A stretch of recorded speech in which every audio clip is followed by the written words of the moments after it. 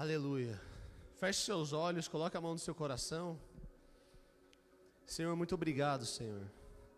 Obrigado, Paizinho, pela Tua presença aqui nessa noite, Jesus.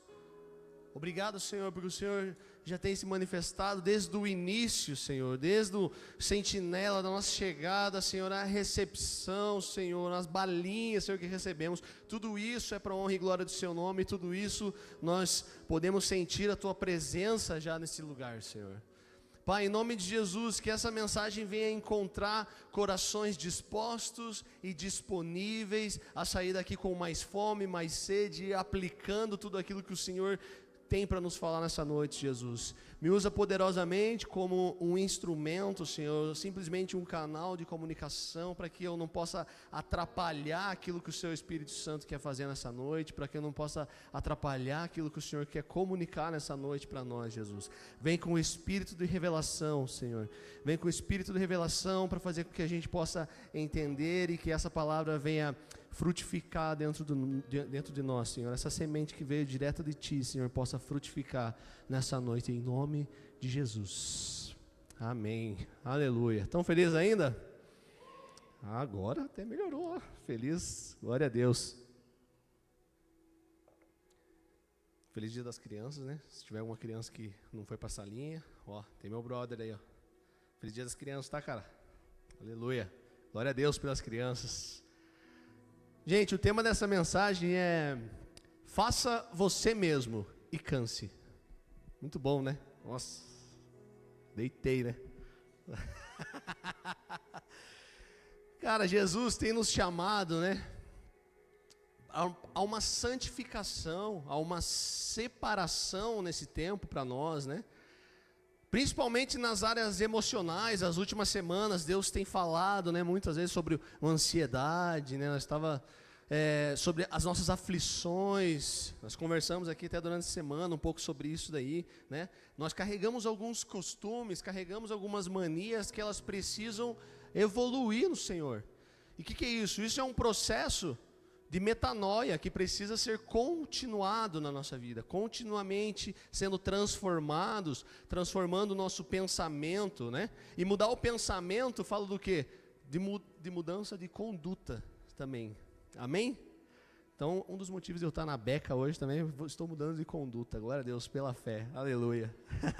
Provérbios 19:3 vai dizer assim: a tolice de uma pessoa perverte o seu caminho, mas é contra o Senhor que o seu coração se irrita. Normalmente alguém que tem uma ferida na alma, e a alma ela vai falar do sentimento, a alma vai falar diretamente do coração, do nosso coração. Então alguém que tem um coração irritado, uma alma irritada com Deus, costuma pecar contra Deus. Costuma achar que Deus não deu uma coisa no tempo certo, Deus veio atrasado, né? Costuma achar que Deus abençoa o outro e não me abençoa. Costuma achar que Deus ouve a oração do meu amigo, do meu vizinho, de todo mundo do meu GC, de todo mundo da minha igreja, mas não ouve a minha oração, né? A gente tem costume de achar que Deus está olhando para todo mundo, mas parece que deu uma esquecida na gente, né? E a gente tem muitas vezes estagnado a nossa vida por conta dessas frustrações, por conta desse coração irritado que se irrita com Deus. Alguém mais já se sentiu assim, ou somente eu aqui nessa noite? Mas pode ser, né? Mas Jeremias vai dizer que o coração do homem ele é enganoso, né? E quem é capaz de compreender?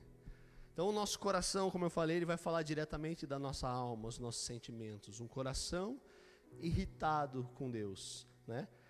Então, para que a gente sofra essa mudança da mente, essa metanoia que a gente pode falar aqui, a gente tem que primeiro dar um comando para a nossa alma. Para a gente mudar a mente, nós temos que mudar nosso coração primeiro. E somente Deus, somente Ele pode chegar até o nosso íntimo, até o mais profundo do nosso coração para mudar Ele, né? A gente fala, transforma o nosso coração de pedra por um coração de carne, mais sensível. Cara, é somente Deus, somente o Espírito Santo pode fazer uma coisa dessa. E essa é a grande resposta para o mundo, né? Resposta para o mundo não vem da política, a resposta para o mundo não é jurídica, a resposta para o mundo não é militar, né? A resposta do mundo não é mesmo a religião, mas a resposta que o mundo precisa são corações convertidas ao Espírito, uma mudança espiritual no nosso coração, e aí uma mudança de nosso entendimento, porque é isso que vai fazer a gente andar por fé, e não por aquilo que a gente sente. Como eu falei, a alma, o coração fala do sentimento, mas a fé, ela é aquela coisa mais sólida, que não vem por sentimento, não vem pelo que a gente vê, mas o que a gente não vê, e a plena convicção das coisas de Deus. Amém? E eu não combinei nada com a Fábio, né? Ela veio com um ofertório muito nessa linha, sobre essa fidelidade, e ontem de noite ela falou assim, posso falar para você o que eu vou falar no ofertório? Eu falei, fala aí, nós estávamos voltando de um casamento, e ela falou assim, não. Eu falei, nossa, é bem mais ou menos ali o que eu vou pregar. Então tá quase feita a pregação, tá? Eu só vou dar só uma pitadinha aqui, mas vai valer a pena, gente, amém. Lucas 10, no versículo 27, vai dizer assim, respondeu Jesus, né? Ame o Senhor seu Deus de todo o seu coração, de toda a sua alma, de todas as suas forças e com todo o seu entendimento. E ame ao próximo como a si mesmo. Que versículo óbvio, né? Versículo extremamente conhecido. Eu passei a semana inteira buscando Jesus, cara. Jesus, o que você quer falar com a igreja? Qual a estação? O que é? Algumas pessoas que ficam aqui durante a semana puderam presenciar um pouco dessas angústias, né? E nada. Eu estava igual ali no começo. Deus está falando com todo mundo, não está falando comigo, né? Deus, eu estou ouvindo todo mundo, mas não estou ouvindo Deus. O que está acontecendo? E aí na sexta-feira, cara, eu me fechei ali e falei assim, Jesus, eu não vou sair daqui, vou virar a noite aqui se precisar, mas o Senhor vem falar comigo. Cara, e Jesus foi colocando algumas coisas óbvias, umas coisas que eu falei assim, Jesus, mas eu queria uma revelação da hora, eu queria trazer um negócio massa para a igreja aqui, né? Mas, hein, ame o Senhor seu Deus de todo o coração, toda a tua alma, todo o entendimento, toda a tua força. Falei, cara, mas é tão óbvio isso daí. E dentro da sequência nós vamos ver outras coisas meio óbvias, que eu falo que podia até estar nos parabarros, né, dos caminhões, assim. Talvez não o versículo inteiro, porque é meio grande, né, o parabarro, mas poderia estar, de tão conhecido, de tão na boca do povo que está. E eu gosto de brincar que também se falar somente Jesus te ama fosse evangelizar, acho que a classe de caminhoneiro era os mais evangelistas do Brasil, né? Porque o que tem de parabarro com Jesus te ama, e ama mesmo, né, gente? Mas não tem nada a ver com a mensagem. Mas a verdade, cara, é que o óbvio ele tem que ser dito.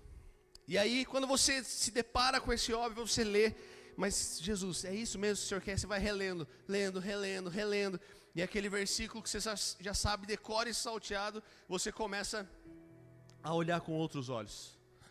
Porque a palavra, ela é viva, e ela se renova, e ela vai se renovando todos os dias dentro de nós. Então eu estava lendo esse dia, eu comecei a pregar para mim mesmo, né? Quantos aqui já pregaram para si mesmo várias vezes? Falaram assim, pô Jesus, mas Deus amou tal mundo que deu o seu filho, tal. Começa a fazer citar alguns versículos, e aí de repente no meio, né, eu falo assim, não, agora vai Jesus, agora eu creio. Quantos aqui já tiveram que romper nisso, né? Tipo assim, agora eu vou romper, essa semana eu vou, quantas promessas fez? Não, eu vou voltar para a igreja, Jesus, agora essa palavra me pegou, realmente eu entendi.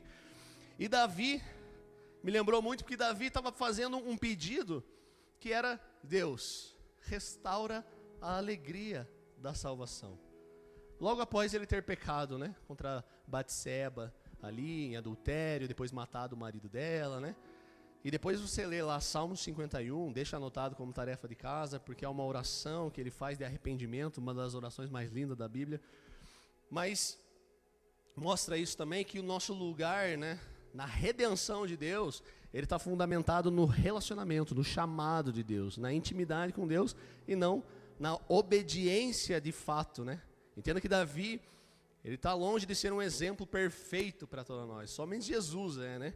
E mesmo assim, Davi era um homem de fé, chamado de homem segundo o coração de Deus. E eu não estou falando para você não ser obediente, né? Pelo amor de Deus, né? A Bíblia fala que aqueles que me amam, me obedecem. Não é aqueles que obedecem, é os que me amam. Então a gente procura amar a Deus sobre todas as coisas. E porque a gente ama a Deus, a gente obedece. Enfim, mas Davi está lá, né? Depois de ter conquistado tudo que ele conquistou, no auge, rei, dono de muitas terras, né? Poderoso, o cara. Depois de ter conquistado tudo, ele não estava feliz, ele queria de novo o que é a alegria da salvação. Então Davi vai lá e prega para si mesmo, ele dá uma ordem para a alma dele: ó minha alma, louve, ó minha alma, você já sabe que tem que louvar o Senhor, então louve, ó minha alma, você já sabe, é tão óbvio, está escrito, meu Deus, é muito óbvio, está muito na cara, louve, você precisa louvar, minha alma, você está triste, você precisa louvar o Senhor nas adversidades. Então Davi está lá pregando para si mesmo, relembrando o que Deus fez, a alegria da salvação. E eu não sei a situação que você veio aqui nessa noite, né? Mas agora, já de começo, eu quero propor que você volte a se lembrar das coisas que Deus já fez. Faça esse exercício para você mesmo. Quem sabe você não esteja onde você gostaria hoje. Talvez você não seja ainda quem você desejaria ser. Talvez você não esteja trabalhando aonde você queria, almejava estar. Talvez você não more aonde você queria morar ainda. Talvez não esteja vivendo a vida financeira que você queria, mas a verdade é que quando eu estava escrevendo essa mensagem, o Senhor me lembrou de tantas coisas que talvez passem despercebidos, mas se a gente olhar ao nosso redor, à nossa volta, e não precisa nem ir muito longe, bem perto, dentro da nossa casa, muito do que nós somos, vivemos e temos foi um dia pedido de oração para Deus. Orações respondidas por Deus. No nosso GC essa semana, nosso GC lá em Campo Largo é top demais, né, gente? Glória a Deus, ó, o pessoal do Campo Largo lá. A Joyce compartilhou um pouquinho o resumo da história deles. E, cara, todo mundo ficou muito emocionado, muito impactado, assim, né? Eles tiveram uma vida que casaram muito cedo, tiveram filhos muito cedo. E aí as circunstâncias mesmo da vida fez com que eles tivessem que se virar muito, assim, trabalhar muito. Chegaram a ficar morando longe, né, por mais de um ano, longe um do outro, ela com os filhos, tal, morando num lugar não muito legal. E ela contando isso, com lágrimas nos olhos, lembrando de tudo aquilo que o Senhor fez, resgatando, trazendo à memória tudo aquilo. E o mais louco disso tudo era que, cara, todo mundo que olha para Joyce, para o Edson ali, cara, você não vê, não imagina que eles passaram coisas desse tipo. Por que você não imagina? Cara, porque já foi, já virou a página, Deus já fez, Deus restaurou todas as coisas, Deus fez nova todas as coisas. Eu quero muito que um dia todos vocês possam ter a oportunidade de sentar com a Joyce na mesa e chorar as pitangas de vocês. Lembra que no GC as primeiras pessoas que começam a reclamar, cara, porque minha vida está assim, porque assim está assado. E antes mesmo de alguém falar assim, nossa, a minha também está pior, ela já quase levanta lá e fala assim, Deus vai fazer. Deus é um Deus que faz, ela encoraja as pessoas, sabe? Aquela pessoa que você precisa estar perto porque ela dá aquela injeção de fé. Cara, por quê? Porque ela se lembra das coisas que Deus fez, ela não esquece, olhar com gratidão. Cara, olhar com gratidão vai abrir muitas portas para nós daquilo que Deus fez, amém? Então Davi está lá pregando para si mesmo, né? Devolve a alegria da salvação. Me lembra quando a salvação era suficiente, né? E a salvação, gente, não é uma coisa simples. É uma coisa extremamente simples, né? De você simplesmente crer e você é salvo. Olha só, é simples. Talvez por causa dessa simplicidade a gente esquece. Eu lembro de várias estações aqui na igreja, a gente está desde do começo aqui, de pessoas que chegaram assim com o olho brilhando. Nossa, eu tenho tantos anos de convertido, mas aqui que eu estou conhecendo Jesus de verdade. Eu lembro de pessoas que chegaram assim, cara, eu já fui ferido por muita igreja, mas, cara, essa igreja é de verdade, cara. Meu Deus, o que essa igreja tem me moldado, a gente tem mudado, ouvindo o evangelho puro, simples, verdadeiro. Eu era cego e agora eu vejo, sabe? Eu amo Jesus, mas eu achava que conhecia, agora eu amo Jesus de verdade. Deus me salvou, me colocou numa família espiritual, me colocou numa família, numa igreja linda. Mas conforme o tempo vai passando, graças a Deus não são muitas pessoas, mas essa paixão, essa busca repentina, esse brilho no olho, ela vai se esfriando, ela vai se esgotando. E aí você vai lá, e aí, como é que tá lá na igreja? A igreja não é tão boa assim, né? Não é tão bem assim, né? A igreja tem umas panelinhas. A igreja, cara, e um irmão vai lá e fala mal do outro. Daí no GC ficam querendo que eu fique falando da minha vida, abrindo a minha vida. Eu sou mais na minha, não quero. Eu não tenho oportunidade na igreja. Eu não sirvo onde eu quero. Eu achei que Deus ia dar uma ajeitada, uma tunada na minha vida, quando eu resolvi ir para a igreja, resolvi ir para Deus, mas na verdade agora meu trabalho está ruim, meu casamento não mudou em nada, eu continuo ferrado. E cara, aquela famosa frase, eu me decepcionei com a igreja. Em algum momento era suficiente saber que era salvo, mas em outro momento isso perdeu o brilho.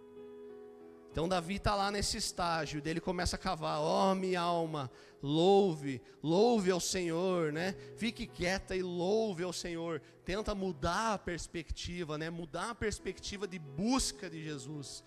Todo o ambiente ele vai mudar quando a expectativa muda. Todo o ambiente. É por isso que muitas vezes conferência, né? A gente vai ter a Get Up, né? No dia 24 e 25 aqui, que se você não se inscreveu, se inscreve. E todo mundo costuma falar assim, cara, aumente as suas expectativas. Aumente as expectativas, porque, cara, Deus vai fazer algo? Sim, óbvio. Aumente as expectativas, porque isso muda tudo, né? O Mark sempre está aqui e fala, aumente suas expectativas, coloque os olhos em Jesus, fixe os olhos em Jesus. Então, durante a sua estadia aqui, né, talvez durante essa pregação, eu quero fazer esse convite para você aumentar as suas expectativas. A Bíblia diz que aqueles que esperam no Senhor, eles são recompensados.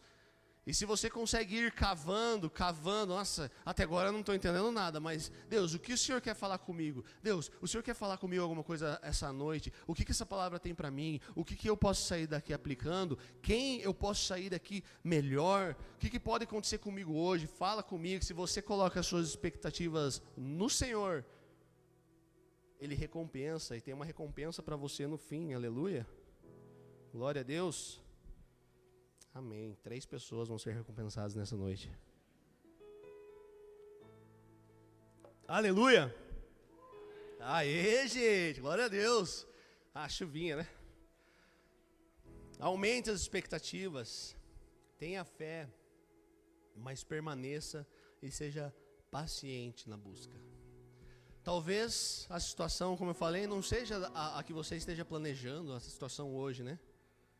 Mas outro versículo que o Senhor me colocou no meu coração, Salmo 125:1, os que confiam no Senhor serão como o monte Sião, que não se abala, mas permanece para sempre.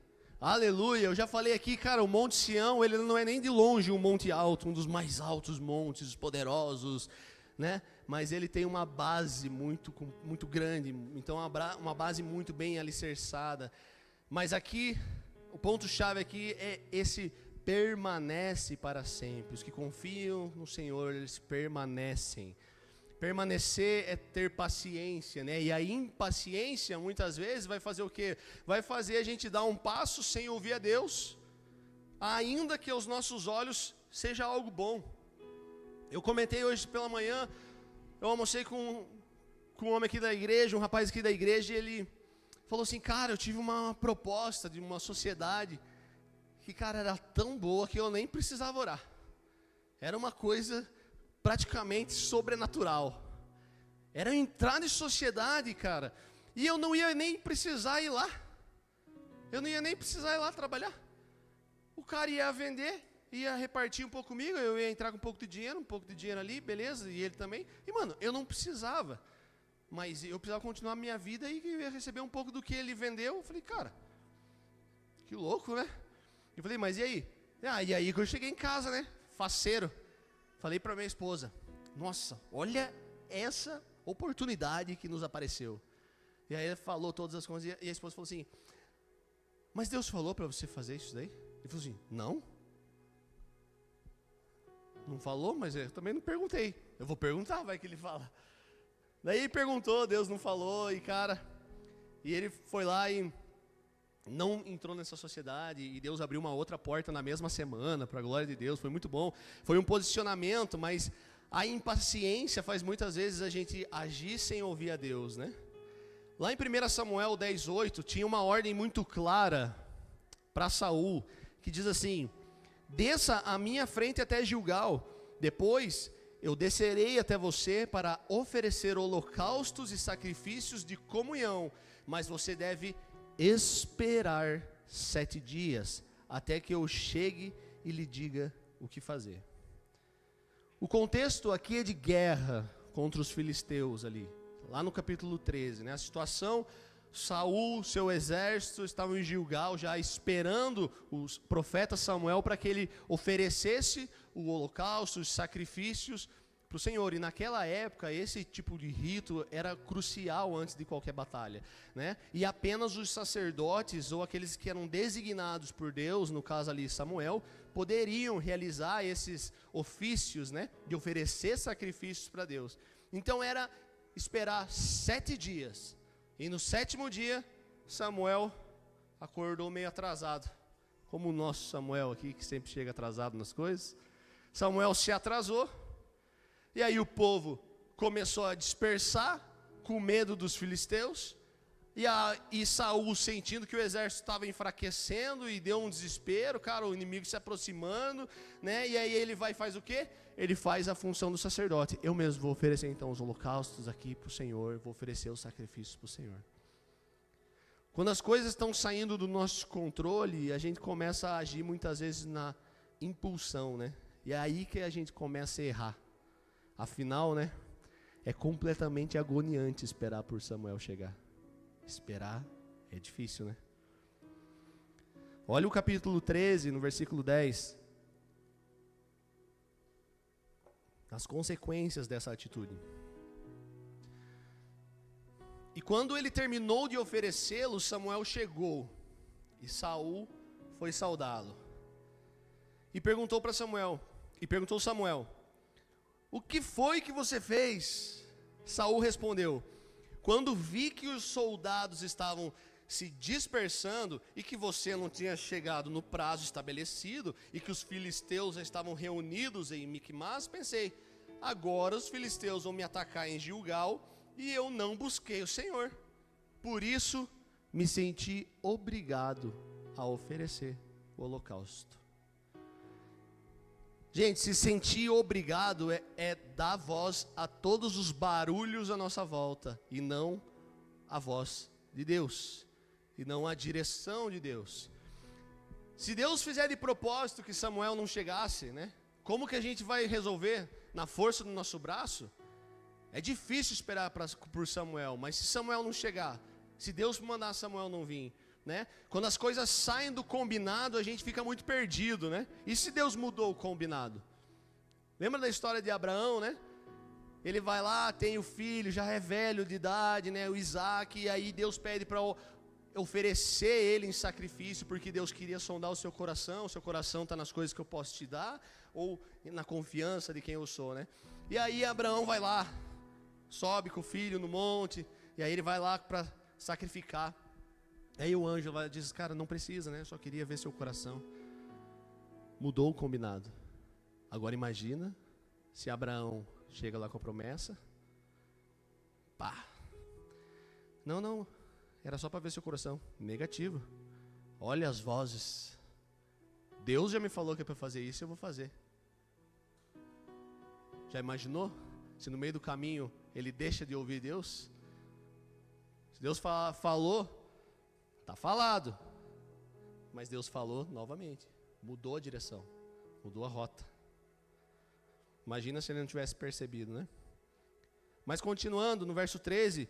Disse Samuel: você agiu como um tolo, desobedecendo ao mandamento que o Senhor Deus lhe deu. se você tivesse obedecido, ele teria estabelecido para sempre o seu reinado sobre Israel. Mas agora o seu reinado não permanecerá.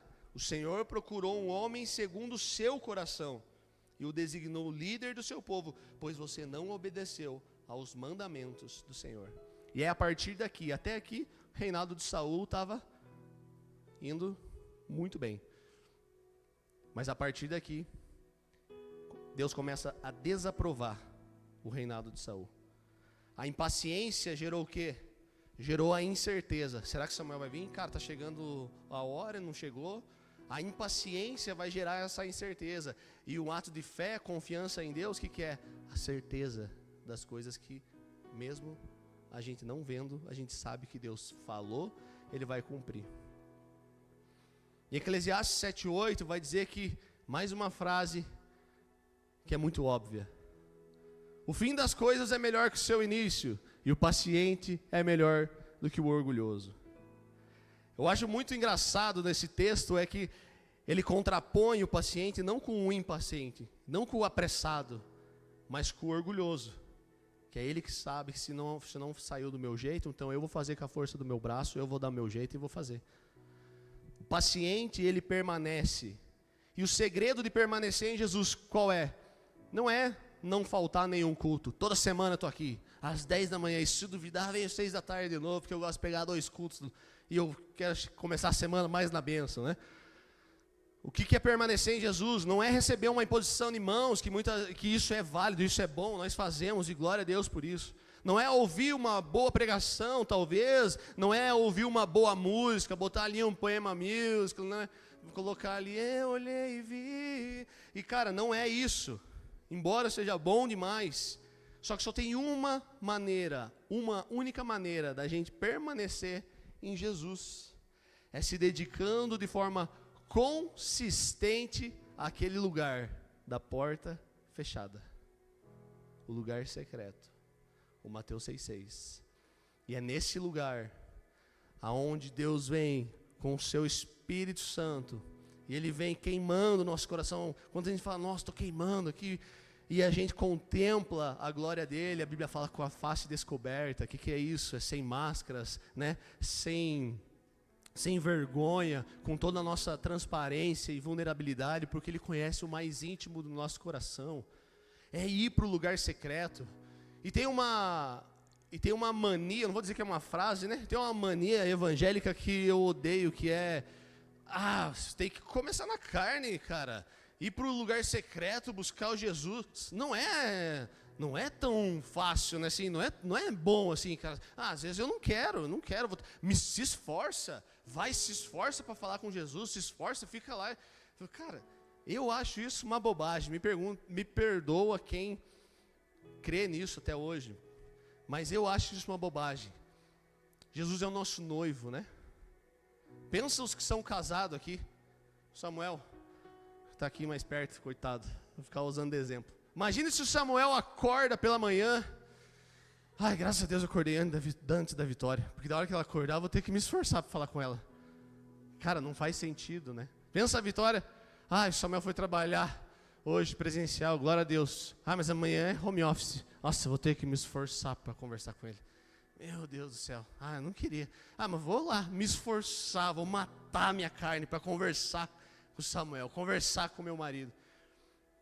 Não faz sentido, né? Mas para Jesus a gente faz exatamente isso. Para Jesus a gente tem que se esforçar.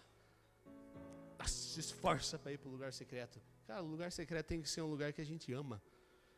Porque é lá que está aquela pessoa, aquele homem, que por causa dele nossa vida é praticamente um antes e depois da nossa conversão de Jesus. A gente precisa conversar com ele todos os dias. E só assim a gente consegue permanecer. Muitos começam bem, não permanecem, acabam caindo num ativismo, ainda que religioso, servindo na igreja, fazendo, se desgastando com aquilo que Deus não mandou fazer e sendo o que Deus não mandou ser. Isso fala muito da identidade, né?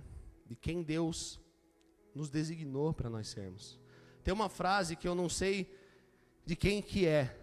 Então, Pode anotar como o Tiago Chaz mesmo.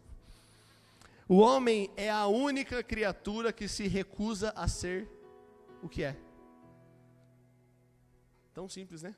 O homem dá muito trabalho para Deus, né? Uns dão mais que os outros, mas o homem dá muito trabalho. A gente não pode ser governado pela nossa condição. Naturalmente, todas as circunstâncias, tudo ao nosso redor, naturalmente, elas servem para que a gente desanime, né? Pessoas que não gostam de confronto, né? O confronto naturalmente serve para que a gente dê uma desanimada. Mas sobrenaturalmente é para nos impulsionar. Quem aqui gosta de confronto? É mentiroso quem falar que ama confronto. Aprendeu a receber confronto, é uma coisa. Agora, amar confronto é difícil. Uma vez a gente sentou para almoçar, estava eu, o Xandão e mais um irmão da igreja. E bateu na mesa assim, falou assim: me confronta, fala tudo que eu tenho que mudar, fala quem eu tenho que ser, o que eu tenho que mudar, eu quero romper, eu quero viver o extraordinário de Deus, eu quero viver todas as coisas que Deus tem para mim, eu aguento porrada, eu sou forte, pode mandar. 48 horas depois, esse cara pediu para sair da igreja, no primeiro confronto que teve. Mas glória a Deus, está com Jesus ainda, né? Então por isso que eu estou falando aqui. Confronto é difícil. Difícil. Mas o confronto tem que ser feito em amor, né? Não vou entrar nisso aí, porque isso é outra pregação. E o que mais vai nos desanimar são as nossas próprias falhas. São nós mesmos. Por isso busque confessar para quem pode ajudar. Acho que umas 2 ou 3 semanas atrás, no nosso GC, eu lembro que a gente chegou, e aí já chegou meio emburrado, assim, eu e a Fábio, né? Porque a gente tinha tretado. E eu falei assim: gente, antes de começar, eu queria pedir oração. Eu e a Fábio brigamos antes de vir. E, cara, o nosso GC é em Campo Largo. Não é 5 minutos da nossa casa. É 1h10 com o trânsito que a gente pega aqui, né? Atravessar o Barigui e tal, chegar lá. É 1h10 de treta. Só que não foi de treta, porque a treta aconteceu em casa. Então foi 1h10 de silêncio que parecia 6 horas no tempo de Deus, assim. Foi umas 6 horas de viagem até Campo Largo. E foi uma coisa idiota, mas daí a gente começou a discutir. Cara, eu cheguei, às vezes eu chego, cara, meio espalhafatoso, assim, eu sou alegre às vezes demais, assim, às vezes ultrapasso, assim, os limites da pessoa que ela é um pouco mais de boa. Então, esse dia eu cheguei, e aí, meu amor? E aí ela com o jeito peculiar de ser, né? Ela já me respondeu atravessado, assim, daí eu falei assim: que da hora, passou a tarde inteira lustrando a ferradura para dar coice, agora que se... Nossa, pra quê, gente? Pra quê? Eu ouvi. Mas, glória a Deus, eu cheguei no GC, cara, todo mundo com o olho arregalado, assim. Eu falei assim: meu Deus, cara. Pô, o GC, cara, o GC é o lugar pra gente vir aqui, falar de Jesus, crescer, mas, pô, os líderes do GC estão pior que nós, cara. Os caras devem ter pensado isso, meu Deus. E no final, não oraram por nós, você acredita?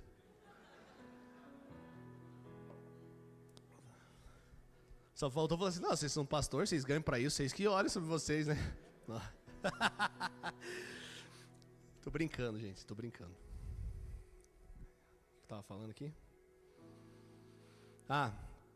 Caminhar com base em quem Jesus quer que a gente seja.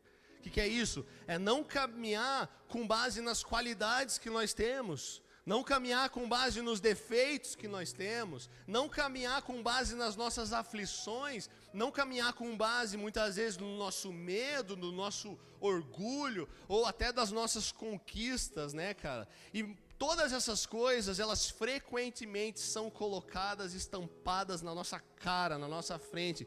Como assim, estampada na minha cara, meus defeitos, meus problemas? Todo mundo aqui já saiu de um culto falando assim: nossa, apanhei hoje, hein? Hoje eu apanhei, eu preciso mudar. Isso é Jesus estampando na sua cara. Muitas vezes orgulho, aflição, medo, coisas boas também, né? Glória a Deus. Mas é nessas horas que a gente escolhe duas coisas, a gente toma um caminho.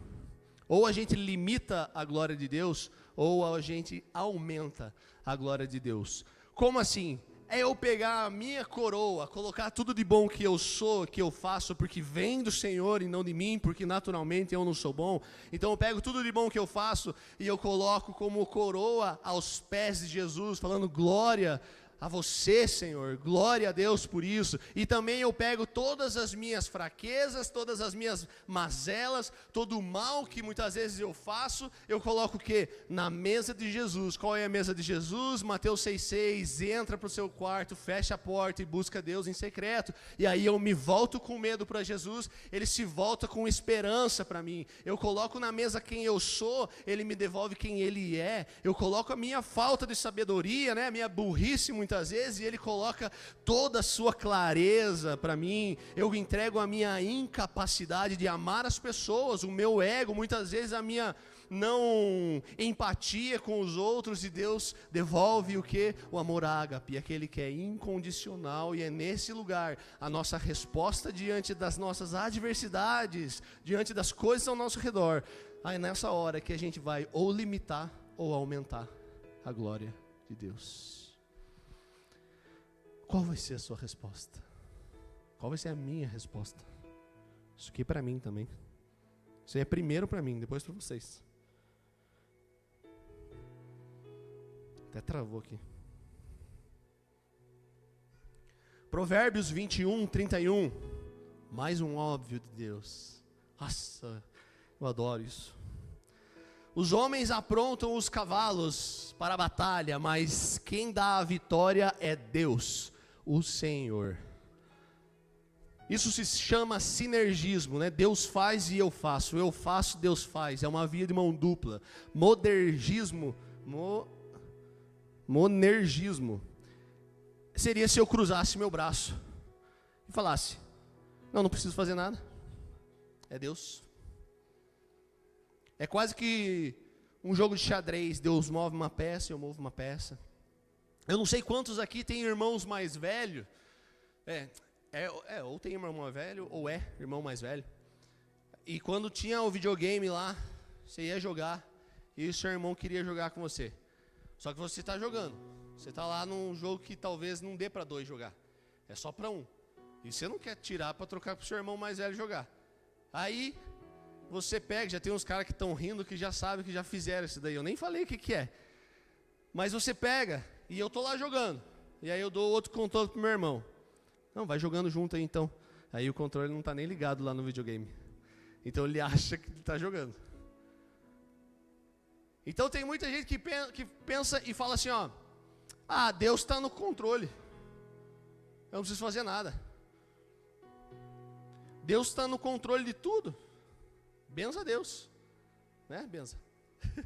Deus está no controle. Mas daí a pessoa está toda arrebentada, está devendo tudo, o casamento não está nada que presta, os filhos não estão no caminho de Deus, né? Eu estou falando isso às vezes por negligência, né, das pessoas, não estou falando por outras situações, mas a pessoa está lá, tudo errado na vida. O carro está sem documento. Não, Deus está no controle. Cara, Deus está no controle, mas Deus é o player 1 e você é o 2, está jogando também junto, tá? Você tem que fazer a sua parte e Deus vai fazer da dele, amém? Preparar o cavalo é fazer a nossa parte. Deixa eu te mostrar como isso é sério. Muitos já devem ter ouvido essa história. Tinha um avivalista escocês que ele faleceu com 29 anos numa epidemia, Robert Murray.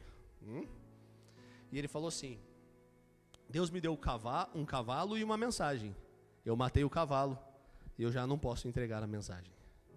Muito forte, né? Acho que muitos aqui já devem ter escutado. Primeira vez que eu escutei isso, eu fiquei bastante impactado. E me despertou algumas áreas, né? Principalmente na área da saúde, né? Cara, eu preciso melhorar, né? Governar melhor a minha saúde. E de 2 meses para cá eu comecei a fazer isso. Eu já fiz outras vezes. Várias outras vezes que eu dei um tiro assim, de vou fazer alguma coisa para minha saúde, vou fazer uma melhora, e aí logo já paro. Mas dessa vez foi diferente. Dessa vez eu tive um ponto de virada que é querer ser pai, né? Então estou com meus 35 anos, fazer 36 agora, em dezembro. E eu falei assim, cara, eu preciso cuidar da minha saúde, porque senão eu não vou brincar, né, com meu filho, não vou conseguir ver correr ou nada. Tem um cara que eu conheço, eu falei de manhã, não sei se era para falar agora de noite, porque eu me arrependi, mas eu vou falar, que já que apontou, atire, né, como diz. Isso não é gordofobia, eu tô falando sério. Tinha um cara, um conhecido meu, e ele era bem gordo, e ele tinha uma nenezinha de 1 ano e meio, 2 anos, aprendendo a andar, brincando e tal. E ele teve um ponto de virada muito parecido, que ele começou a governar a saúde e tal, não sei o quê. E ele postou um vídeo de como que ele brincava com a filhinha dele. Ele estava simplesmente esparramado no chão, deitado. E a filha dele brincava correndo em volta dele, e aí tipo, o que dava para ele fazer com a mão assim, ele fazia. E aí eu olhei para aquilo, e falei assim, cara, eu não posso chegar nesse nível, né? E aí, cara, eu optei, cara, eu vou governar melhor. Tô indo pra academia todos os dias, apesar que tem uns acusadores nessa igreja. Por isso que eu falo lá atrás, né? A salvação, a gente esquece muito rápido, muito fácil, o brilho vai saindo. Porque a igreja é isso. Eu até olho para esse cara aqui, o Pedrinho, ele responde todos os meus stories assim. Ele falou assim, cara, e aí, B-Rock? Eu falei assim, tô indo todo dia. Ele falou assim, começou hoje? Falei, cara, tô indo há 2 meses, cara, todos os dias, praticamente, né, final de semana, não, porque ninguém é de ferro. Aí, outro vai lá e comenta, cara, você foi um dia, fez estoque de foto, tá postando, que nenhuma foto se aparece. Daí eu falei assim, cara, eu não preciso aparecer, até porque eu não tô num shape, né, então tipo assim, eu tava fazendo abdominal e eu até falei assim, cara, que cena horrível. Eu tava fazendo um abdominal que parecia que eu tava treinando meu pescoço, que era a única coisa que mexia. Eu fazia assim, ó. E aí eu falei assim, cara, por que eu vou filmar ou fotografar eu, né? Cara, eu tirei uma foto do aparelho ali, beleza, cara? Tem que fazer o check-in para dizer, né? Mas isso é sobre saúde, mas, cara, o que eu estou falando aqui é uma confissão pública e também um compromisso público. Porque eu estou buscando realmente esse governo da minha vida. Eu não estou estabelecendo meta, né? Não estou dizendo que no final do ano eu vou pregar de regata e fazer assim. Jamais, nunca. Posso falar nunca, isso que eu nunca vou fazer. Mas eu estou assumindo um compromisso aqui, uma confissão pública do que eu preciso governar. E se eu não governar isso, cara, eu não vou poder ver meu filho ou minha filha crescer. Como que eu vou falar sobre governo se eu não governo isso na minha vida? Então, que Deus me leve se eu parar com isso agora. Tô falando, tô assumindo um compromisso aqui no púlpito, viu? Então, já viu. E o que eu estou falando aqui também é um convite. Eu não estou falando da saúde, não, cara. A saúde eu estou falando da minha vida, mas estou falando em todas as áreas que o Espírito Santo já nos alerta. O que a gente precisa governar, sabe? O que você precisa governar? São seus filhos, sabe? São suas finanças, sabe? É o seu psicológico, é fazer um tratamento profissional. Cara, eu estou convidando a você a andar num nível mais alto. Sabe por quê? Porque todos nós somos um tipo de mensagem. Todos nós carregamos uma influência. Quantos aqui já foram no trabalho ou em algum lugar e ouviram, nossa, essa pessoa tem uma aura, né? Essa pessoa, ela é tão good vibes. Ou você mesmo, às vezes no seu trabalho ou em algum outro lugar, você olha para uma pessoa, a pessoa não precisa abrir a boca, ela não precisa falar nada. Mas você olha, ixi, ali está irritada, ali está brava, hoje não vou chegar perto. Por quê? A gente comunica. Linguagens não verbal, isso chama, né? Antipatia, muitas vezes também. Mas o tempo todo a gente está influenciando. E qual que é a mensagem? A mensagem é a nossa vida. Então o que ele estava falando, esse cara? Eu não cuidei da minha vida direito. Não posso mais carregar a mensagem. Né? é fazer a nossa parte, preparar o cavalo. Olhe para o irmão do seu lado e fale assim: esperar em Deus é caminhar fazendo a nossa parte. Grava isso no seu coração. Quantos aqui tem promessa de Deus que ainda não se cumpriram? 5 pessoas, cara, que bênção. Todo mundo aqui está na sua plenitude. No final, eu vou ficar aqui na frente, vocês vão fazer fila para orar sobre minha vida, tá bom? Tô brincando, gente, ó, parece que tô bravo, né? Cara, todo mundo aqui tem promessa, ou quase todo mundo, que não se cumpriram ainda. E eu me incluo nisso, né, cara? Mas esperar é caminhar, esperar caminhando. Caminhando como? De cabeça erguida. O desânimo vai tirar o brilho da promessa. O desânimo, os problemas vão nos cegar. As frustrações, a murmuração, elas não matam só você, mas matam todas as pessoas ao redor, né? Em vez de ser aqueles que carregam a alegria do evangelho, né? A gente vai ser aquele frustrado que a gente vai falar, nossa, que frutos, né? Estou dando frutos só amargo. O que as pessoas estão experimentando de mim? O amargo. E a consequência disso é uma revolta e uma murmuração, né? A Fábio até comentou isso no ofertório. O povo de Israel, ele tinha saído ali da escravidão do Egito, indo para Canaã, na terra prometida. E acontece um episódio lá em Números 11, no versículo 4.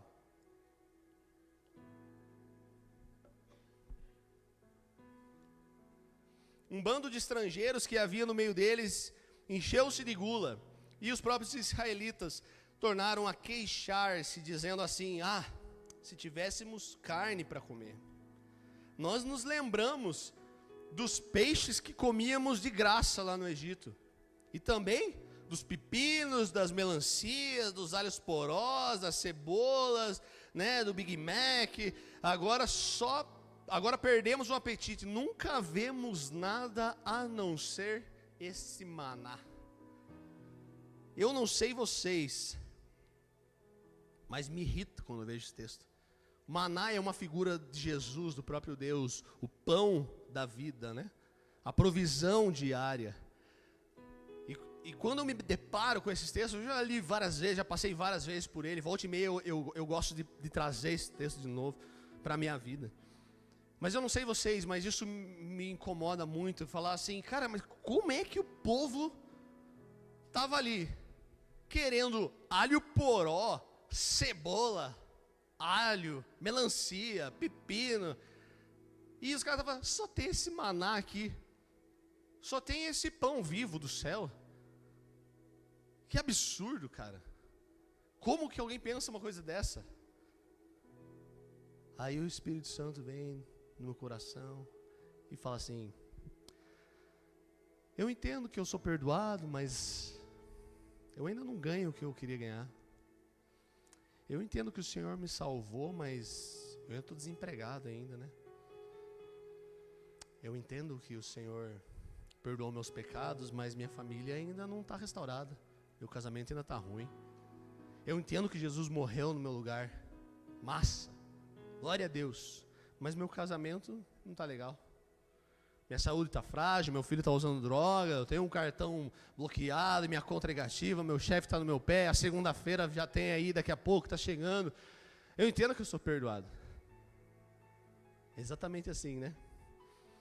Jesus vem perdoar os nossos pecados, Jesus vem trazer a salvação, a misericórdia dele se renova a cada manhã.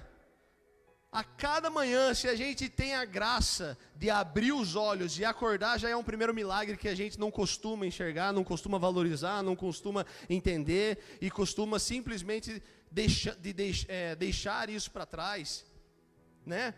E é esse perdão, essa salvação, é esse sangue derramado, hoje é uma noite de ceia, que vai nos colocar dentro da turma que vai para o céu para encontrar com o nosso noivo, que vai nos colocar dentro de uma família espiritual e que vai falar que Deus deu o seu único filho e depois fala que esse é o primogênito entre muitos irmãos. Então Deus vem e nos chama de filho. Essa é a salvação, esse é o perdão, mas a gente quer o quê? alho poró, cebola, peixes. A gente olha para trás, lá do tempo da escravidão no Egito. Eu era escravo, mas eu tinha uns peixinhos para comer.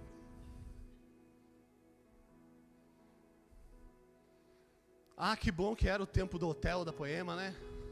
Nossa, igreja da hora, feliz. A Poema do Hour, nossa, aquilo que era igreja. Pequenininha, todo mundo pertinho. O púlpito não era esse negócio gigante, era do tamanho de um pallet, a gente estava próximo. Era uma bênção. As comunhões eram com a igreja inteira, não era só com alguns. Como que vai fazer um churrasco para 500, 600 pessoas, gente? E ainda assim a gente dá um jeito de fazer alguma hora. Tempo da Marechal, a gente deve fazer uns 3 meses que está aqui, mas eu já escutei isso, por isso que eu estou abrindo. Tempo da Marechal era bom. No começo foi meio difícil, mas também a igreja era pertinha, tinha o segundo andar ali. Segundo andar seu, a galeria, o mezanino, sei lá, chame como você quiser chamar, mas era muito bom. Se eu chego no meio da pá virada, não queria conversar muito com ninguém, já subia direto, ia lá pro cantinho, ficava lá, ninguém me olhava, ninguém me notava, ia embora um pouquinho antes de terminar, ninguém falava comigo. Nossa, aquilo que era bom, e ainda assim eu ficava perto do púlpito. Era animal, era muito boa aquela igreja. Agora, isso aqui gigante. Meu Deus, não dá para fazer amizade. Entra e sai pessoas e nem falam comigo. Eu entrei, ninguém falou comigo. Tô triste. Sabe como que é o nome disso? É memória seletiva. Nostalgia tóxica. Olhando para trás, idealizando um passado antes de Deus mudar a rota. Aonde talvez havia mais conforto, uma zona de conforto. E a gente começa a hipervalorizar o passado. E deixa de olhar para a terra prometida que Deus está nos trazendo. Deixa eu te falar uma coisa. Deus não perdeu o controle de nada. Ele não esqueceu daquilo que Ele prometeu para você. E se Ele prometeu, Ele vai cumprir, amém? Se existe um sinônimo, é verdade e promessa de Deus. Essas duas coisas são sinônimos. Deus não faz uma promessa que não seja verdade. Mas a gente precisa assumir responsabilidades. Preparar o nosso cavalo. Precisamos acreditar e andar como filhos de Deus. Herdeiros. Co-herdeiros de Cristo. Não de cabeça baixa, murmurando. Que minha vida. Gente, a alegria da salvação, um dia já foi o que bastava, né? E eu estou pregando para mim isso antes. Porque muitas vezes eu já chorei as pitangas, né? Quando as contas não fechavam, né? Quando o cansaço físico batia e bate até hoje, o desânimo às vezes vem. Deus é quem que está no controle. E o que nos controla é o nosso Senhor. A pessoa que busca o poder, ela é controlada pelo poder. A pessoa que busca o dinheiro, ela é controlada pelo dinheiro. A pessoa que busca a fama, ela é controlada pelos números, pelos likes, pela fama. A pessoa que busca a aceitação das pessoas, ela é controlada por aquilo que as pessoas pensam. Ou por aquilo que as pessoas acham que elas pensam. Nós nunca controlamos a nós mesmos. Olha que legal isso, né? Nós sempre vamos ser, controlados pelo Senhor das nossas vidas. Mas a pergunta é: quem é esse Senhor, né?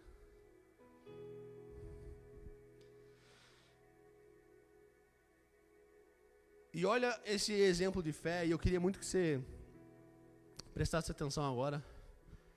Se você não prestou atenção em nada, vai embora só com essa parte aqui e você vai ser alimentado. Amém? Tinha uma viúva de um dos discípulos dos profetas, provavelmente alguém que servia a Eliseu, né? A morte do marido dela deixou ela endividada. E na cultura daquela época era extremamente grave, porque pela lei, se uma pessoa não conseguisse pagar suas dívidas, o credor poderia levar os seus filhos como escravos, como servos, até que a dívida fosse paga. Portanto, ela está lá em desespero, não só pela pobreza, né? Tá viúva lá, estava pobre, ela estava em desespero, não só por causa disso, mas porque ela corria o risco de perder os seus filhos. Esse texto está lá em 2 Reis, no capítulo 4, no versículo 1.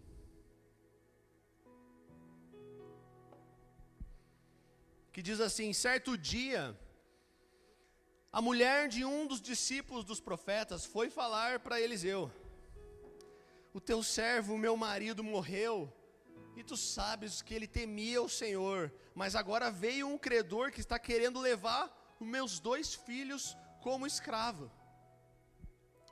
Eliseu perguntou para ela: como que eu posso te ajudar? Me diga, o que você tem em casa? E ela respondeu: a tua serva não tem nada além de uma vasilha de azeite.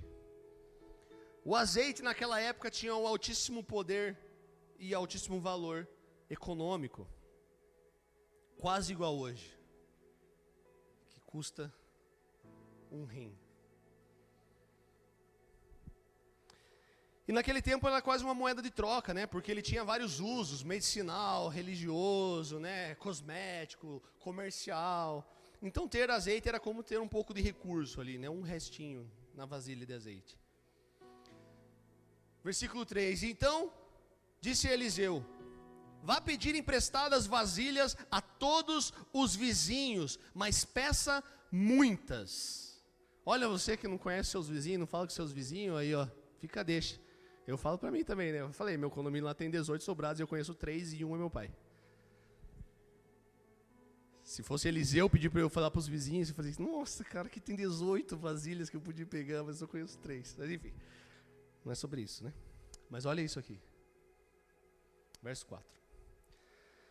Depois, entra em casa com seus filhos e fecha a porta. Derrama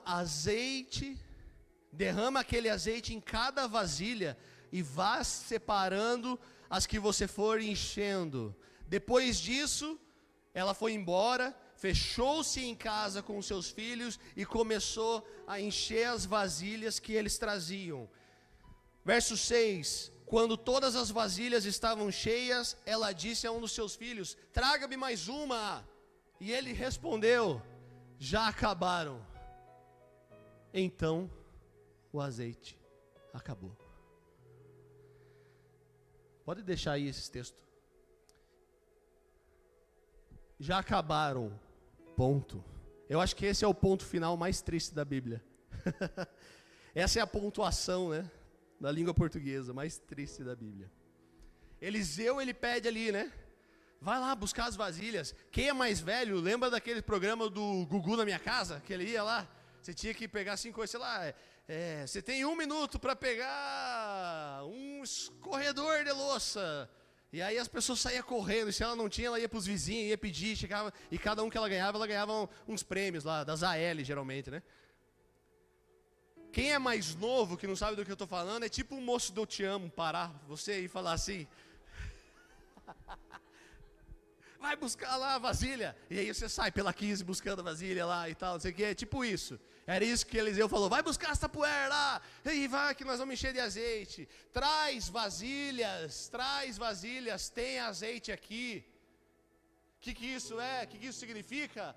Vai lá, fecha a porta do seu quarto, ora, Deus dá azeite, que é a sua presença, o seu Espírito Santo. Me dá uma resposta, Deus, vai um pouco de azeite. Eu entro com a vasilha, Deus, me dá uma restauração. Deus derrama o azeite, eu vou lá, muda minha vida, Deus, coloca minha vasilha, Deus derrama o azeite. Deus, me ajuda a parar de pecar, meu Deus, me ajuda a dar um conforto melhor para minha família, Jesus. Meu Deus, vai buscando as vasilhas e Deus vai jorrando azeite, Deus vai jorrando azeite. E aí um dos filhos fala, não tem mais vasilha.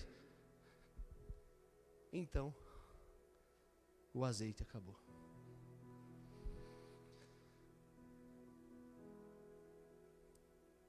Acabaram as vasilhas.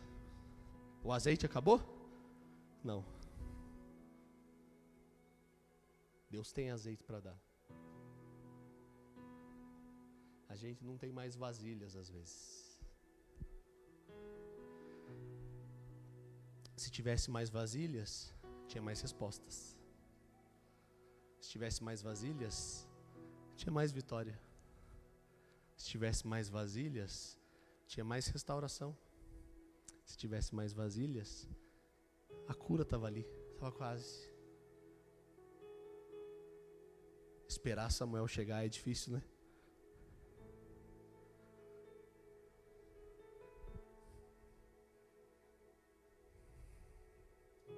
Isso mostra que Deus honra quem não apenas ora, mas se posiciona para receber. A fé, ela não é passiva. A fé, ela é ativa, ela é obediente, porque ela ama e confia. Então não desanime, meu amado irmão e amigo. Não desanime, não pare de juntar as vasilhas. Fecha a porta do seu quarto, entregue as vasilhas. Está cansado? Descansa. Mas esperando em Jesus, porque isso é caminhar, descansar caminhando. Como assim descansar caminhando?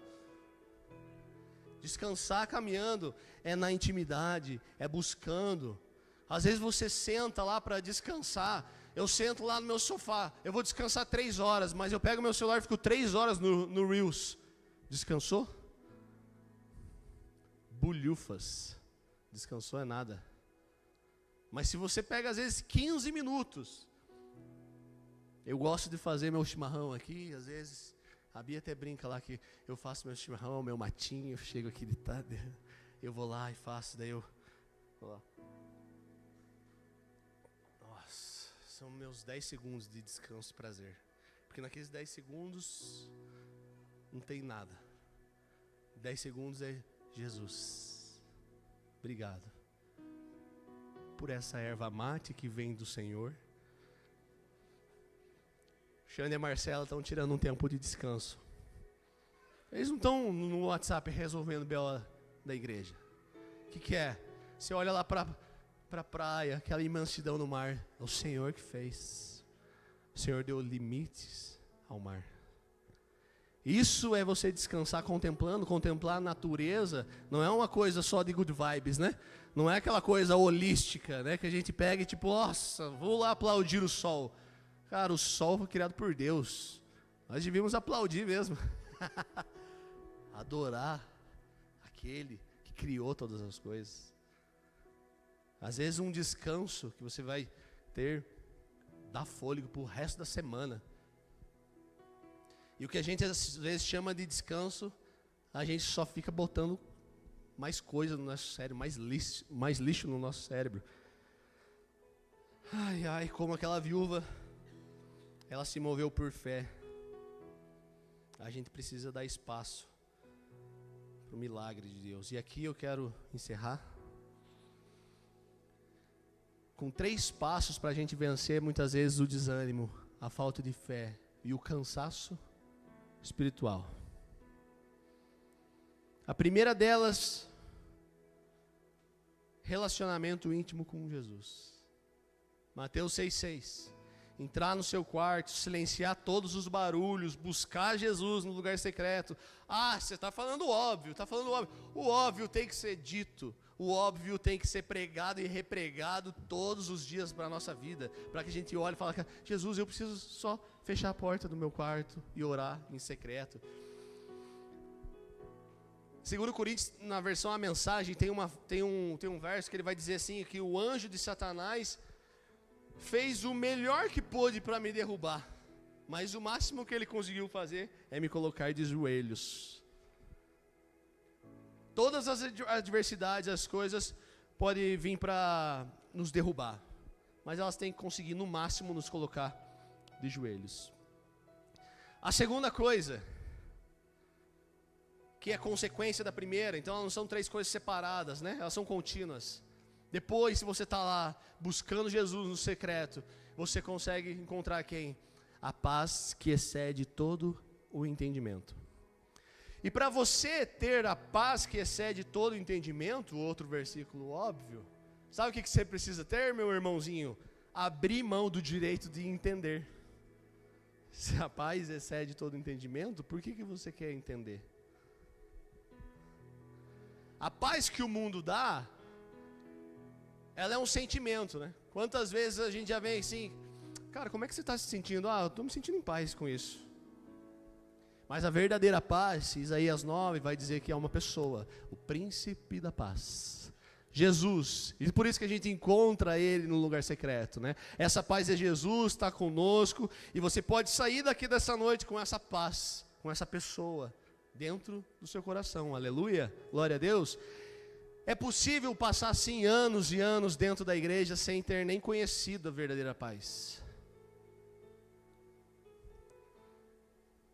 Tem uma frase que eu acho muito boa e é que ela quase beira a heresia, que ela é assim, ó: o pecado nunca nos separou de Deus.